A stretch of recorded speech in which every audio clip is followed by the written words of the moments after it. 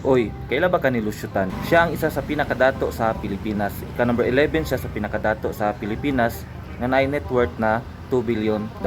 Pero giunsa nilusyutan nga maabot na siya nga situation sa iyang kinabuhi. Kana ang sulod sa atong vlog karong adlaw. Si Lusyutan gipanganak na siya dito sa China, sa Fujian, China. Katong July 17, 1934. So siya ug iyang papa gikan sa China nianhi diri sa Pilipinas, nag-migrate sila. So kaning si Lusyutan, siya ang pinakamagulang sa tanan nila nga magsuon, kay walo man sila kabuok. So bata pa si Lusyutan, grabe na niya og paningkamot og trabaho para lang maka-eskwela. Kay siya pod ang nagtabang para mapa-eskwela, mapakaon, tabang pod og padako sa iyahang mga manghod. Kay daghan kay sila, kay walo man sila kabuok. Tumato, grabe paningkamot ni Lusyutan para lang maka-eskwela dito sa Far Eastern University sa Manila, sa FEU. Iyang course ato is Chemical Engineering. Pero wala na nahuman tungod lagi sa kalisod. Ug nag-focus na lang sa pagtrabaho para lang ay matabang sa iyahang pamilya, labi na sa iyang mga manghod. Kumaoto nang-apply siya, nagtrabaho siya isip usa ka janitor.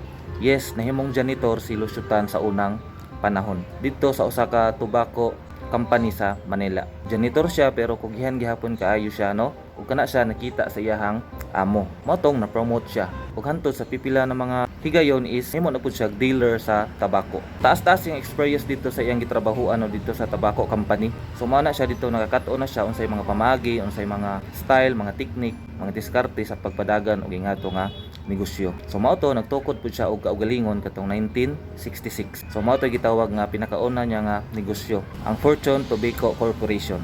Ang isa sa iyang mga signature o sikat na mga sigarilyo nga gibuhat is katong Hope, na nikalat sa tibuok Pilipinas ug kadto nagdala sa iyaha og kasikatan sa industry sa sigarilyo. Ug ito nagsugod ni boom, ni saka, ni asenso si Lusyutan. Paglabay sa mga pila ka panahon, nakapalit na siya og uban pa ng mga negosyo. So katong panahon ni Marcos, natoy gitawag na General Bank and Trust Corporation. Kana siya nga bangko is tagiyaan na isang gobyerno pero na bankrupt, mao nang gipalit or gi-acquire ni Lusyutan. Kantidad na 500,000 pesos. Ug katong nga bank, katong General Bank and Trust Corporation, mao to karon ang gitawag nato na Allied Bank. So sa paglabay sa pila ka panahon, niasenso pa jud si Lusyutan og nakapalit og uban pa na mga negosyo. Nag-venture pud siya sa uban na mga negosyo. So mao to iyang gipalit or gi-acquire ang gitawag nga PAL or Philippine Airlines, ang flag carrier sa Philippines bitaw. Nag-venture pud si Lusyutan sa mga imnono na mga produkto, no? Kanang gitawag nga Asia Brewery Corporation, water and liquor ihapod na. So ang sulod ana is kanang mga sikat karon bitaw, kanang Absolute Water, ng Summit, Tanduay Ice, Cobra, Tiger Beer, Colt 45, no, manay under sa Asia Brewery ni Lusyutan. Naapod siya Micro Asia Corporation. Allied Bank ihapod na. Ug sa una struggle biya si Lusyutan sa gitawag na education, kay niundang siya tungod sa giuna niya ang pagpanarbaho. Mo nang katong niasenso siya, nagbuhat siya eskwelahan. Siya ang tagiya ang gitawag karon nga University of the East. So napod siya mga bangko, no, katong gitawag na Allied Bank, kana pong PNB or Philippine National Bank ihapod na. Fortune Tobacco Corporation ihapod na. Napod siya real estate, kanang Eaton Properties. So sa una diri sa Pilipinas, ang number 1 sa kanang gitawag na ilimno ng mga products is kanang SMC, San Miguel Corporation. Pero giatbangan na ni Lusyutan atong iyang Asia Brewery Corporation.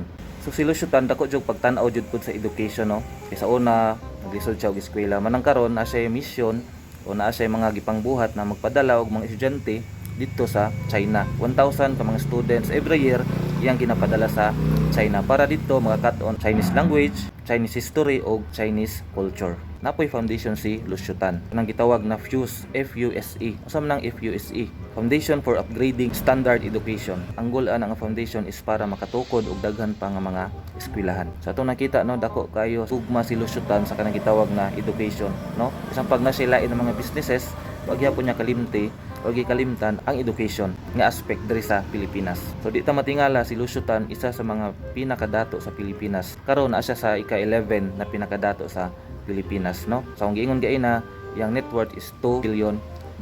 So unsay lesson na atong makuha kang Lusyutan sa iyang istorya sa kinabuhi? Number 1 is dapat competitive jud ta. Bisa iyang istorya dapat musukol jud, no, sa tama pud nga pamaagi. Pareha to yung gibuhat sa SMC. Yang giatbangan ang SMC sa una para maundang ang gitawag na monopoly.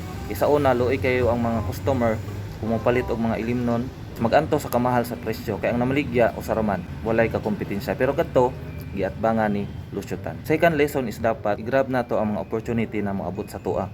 Kung nahimo abri nga bintana, nahimo abri nga pultahan, mga opportunity, ato na siyang i-grab. Magamay man siya or madako. E diha maka-learn ta along the way. Ug magamit nato sa unahan sa atong journey diri sa kalibutan. So saludo ta kang lusyutan, usa ka kugihan nga negosyante. Sige maroto, hantod sa sunod. Bye. Follow for more.